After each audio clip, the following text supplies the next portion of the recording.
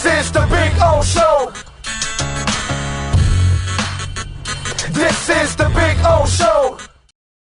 We're back, and we promised you Joe Schad and our American Dream Lending Miami Dolphins weekly report. There he is, the man, the myth, the legend that is Joe Schad. Remember to call Eves. The owner is giving you his cell number, 305-992-5218. You get $1,000 off your closing costs when you call Eves right now. $1,000 credit towards your closing costs. 305-992-5218. Save it on that cell phone. Joe, how you doing, my friend? You feeling good?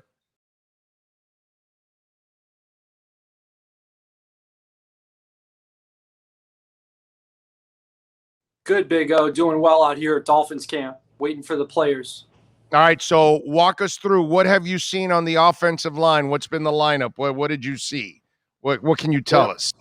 Yeah, those days are over, Big O. They don't they don't show us anything.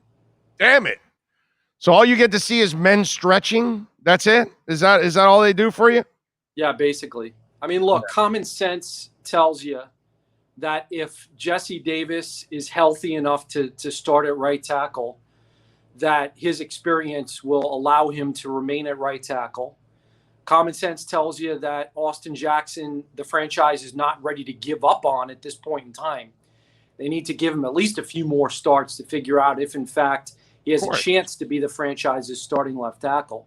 Mm-hmm. So, maybe you make a change at left guard. Obviously, Liam Eichenberg has practiced there since his arrival. It would be an interesting situation for Liam, who we're going to catch up with in a short time here. He played left tackle at Notre Dame. He was drafted to be the Dolphins' right tackle.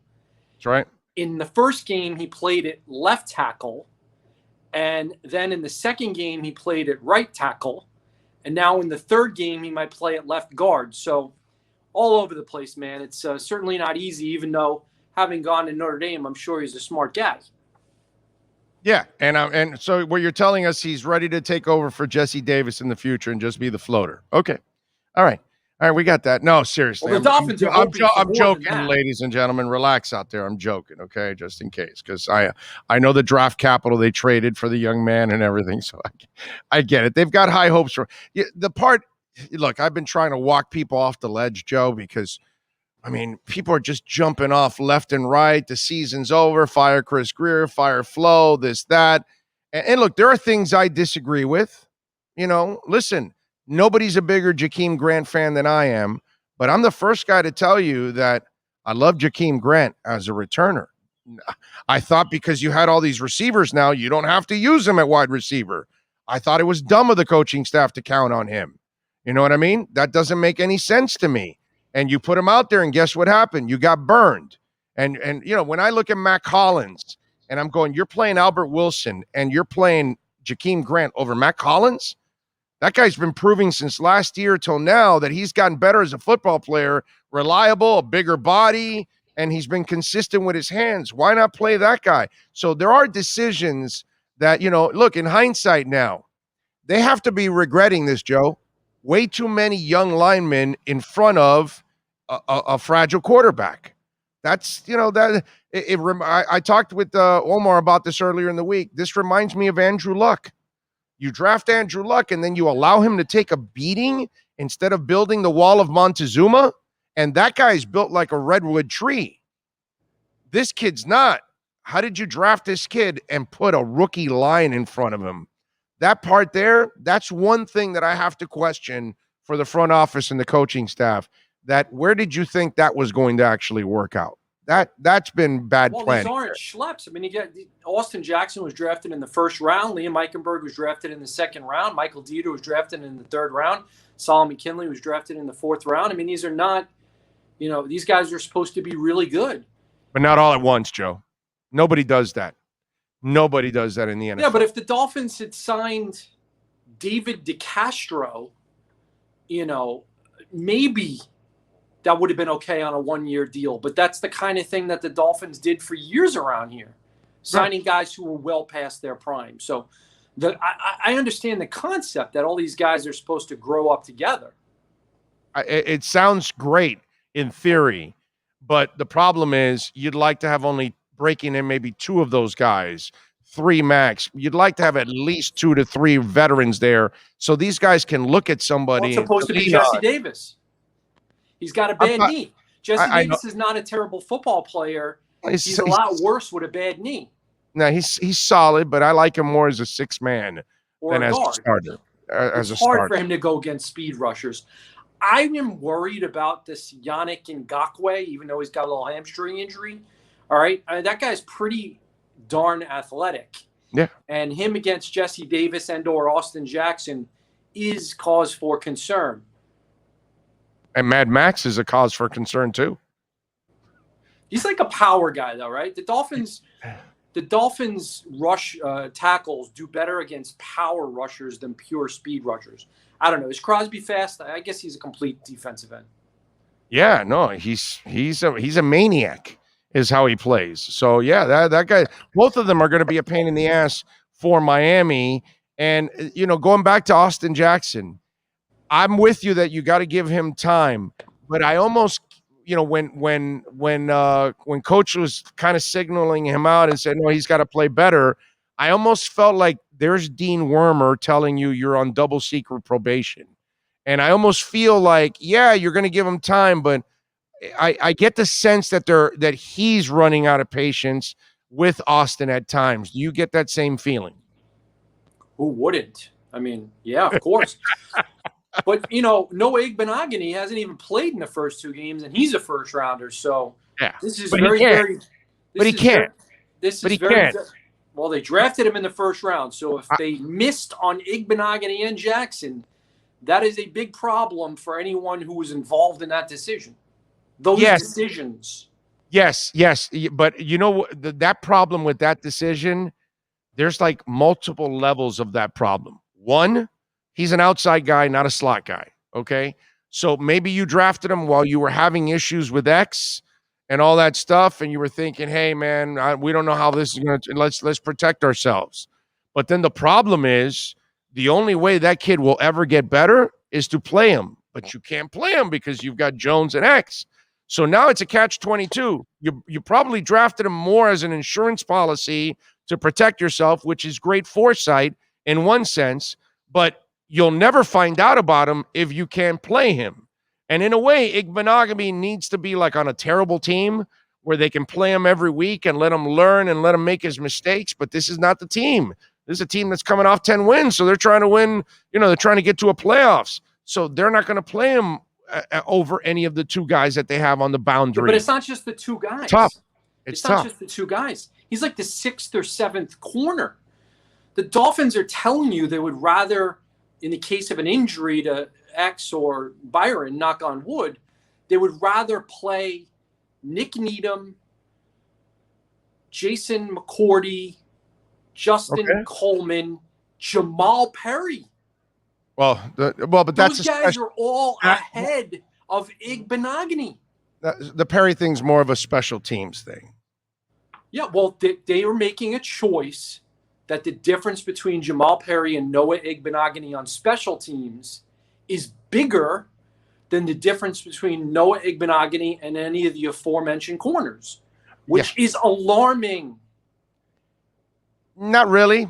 It's not alarming that he can't play in front of Needham at this point in time or McCourty. Those are experienced corners. This kid was a receiver. A first rounder. I understand, but he's still a baby. He's a receiver when he got to Auburn. He has not been playing corner. He does not think and act like a corner right now. He needs to develop those instincts that he just does not have right now. So you'd be doing him a disservice and your team by playing him in front of guys that are experienced and been playing corner their entire careers. That's why I'm saying that they did make a mistake right now on him in the sense of you drafted a guy you can't play to develop.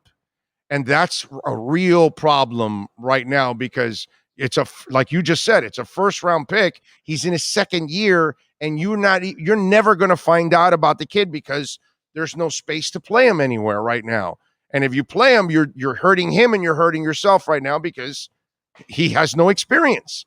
So I get it. I mean, I guess we can look ahead and forecast training camp 2022. the 9-8 Dolphins have an open competition between Noah Igbenogany and Nick Needham, with X having moved on.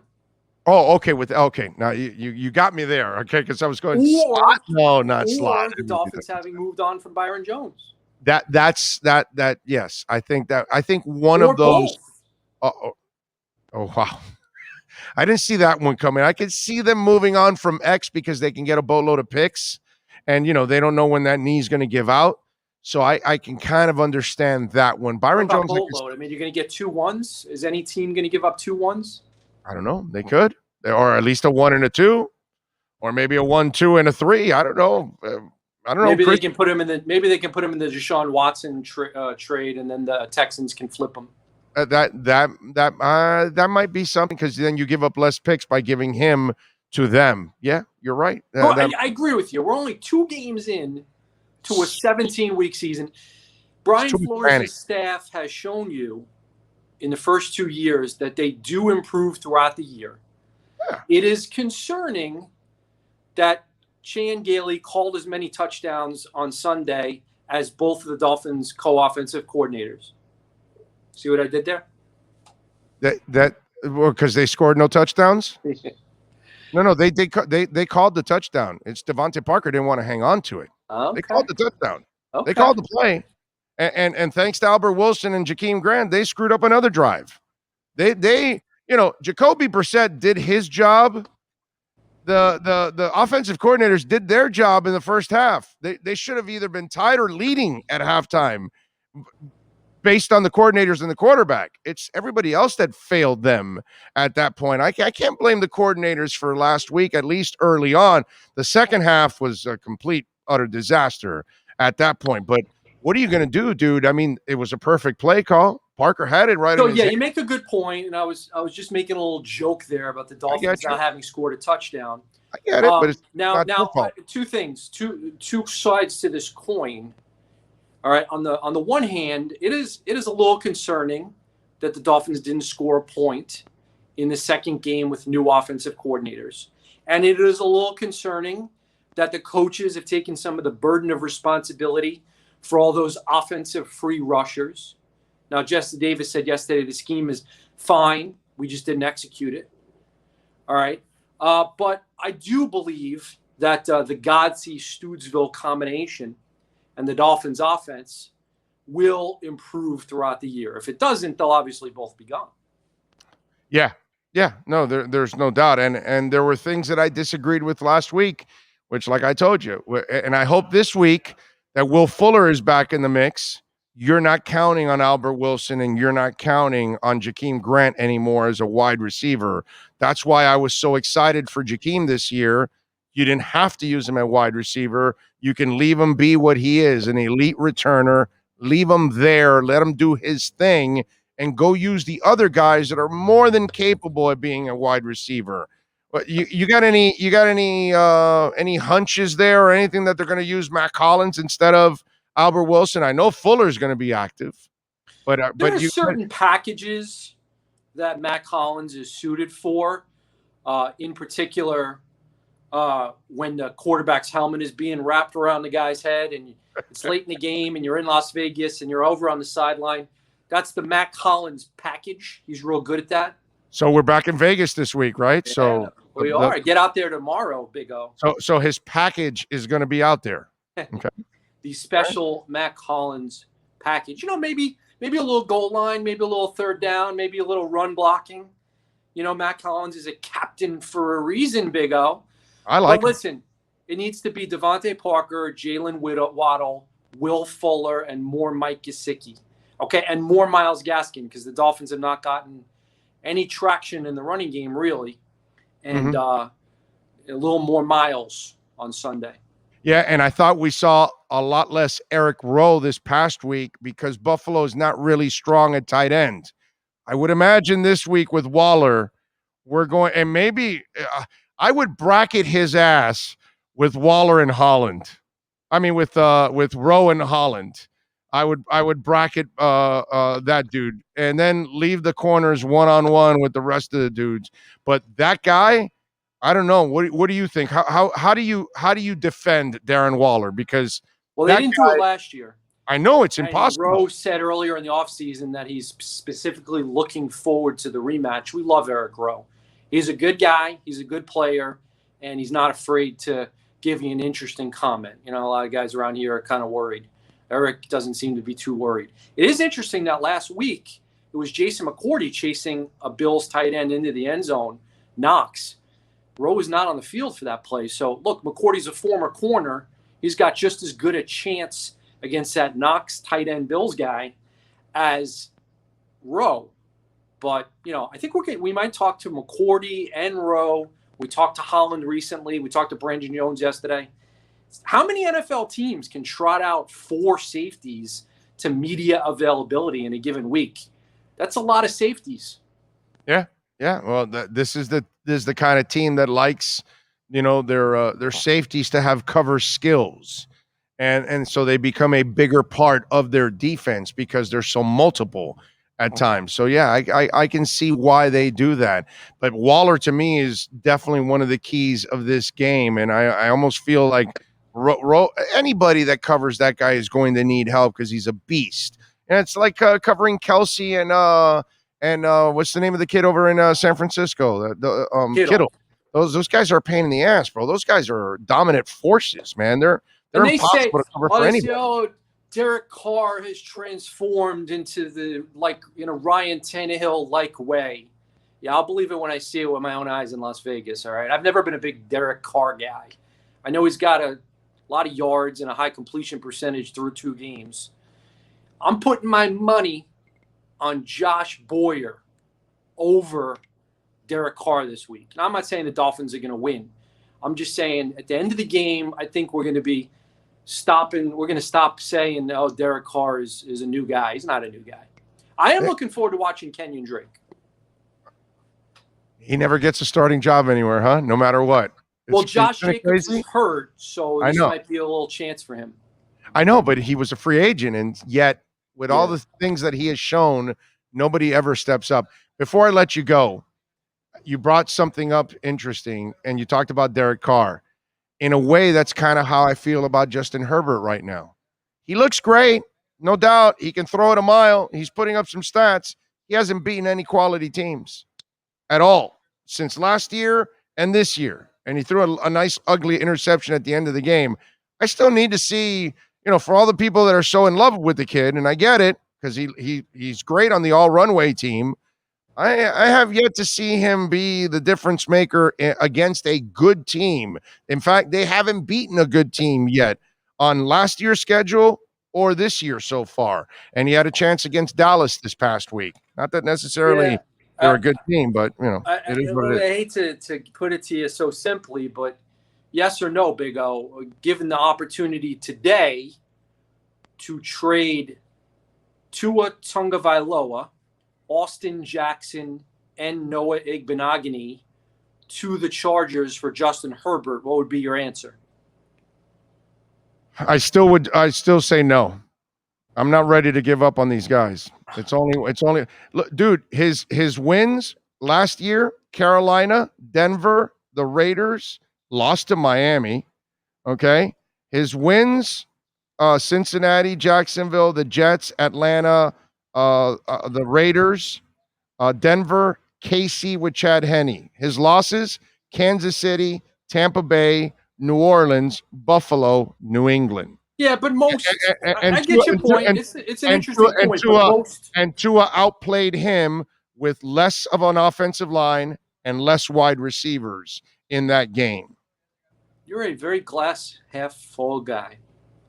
I'm you just weren't not always this way, Big O. Did you have a near-death experience? What has happened to you? I am just not ready to give up on these young men when they just happened. got in the damn league, dude. Something happened to you. Something happened. No, nothing's happened to me. Look, I there's things that I've been critical of. I'm not big on 4 rookie linemen in front of your fragile quarterback. That's not good planning. That's just not good planning, bro. I don't give a shit what anybody tells me. I don't care what Flo tells me or anybody else or Chris or anybody else out there.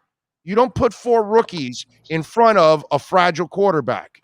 I used to get pissed at Indianapolis for what they did to Andrew Luck because you're an idiot. You drafted one of the ultimate talents at quarterback in the last 20 years, and you allowed him to take a beating to a point that he said, I'm done with you guys, bro.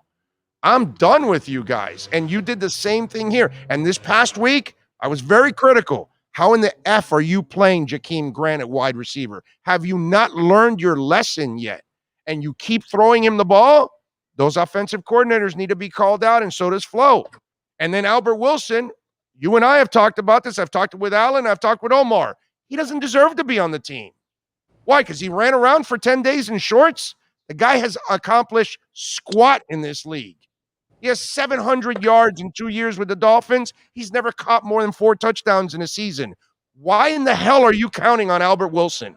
No one's ever counted on Albert Wilson. He's a gadget. He's a gadget player. He's Jakeem Grant, but more trustworthy.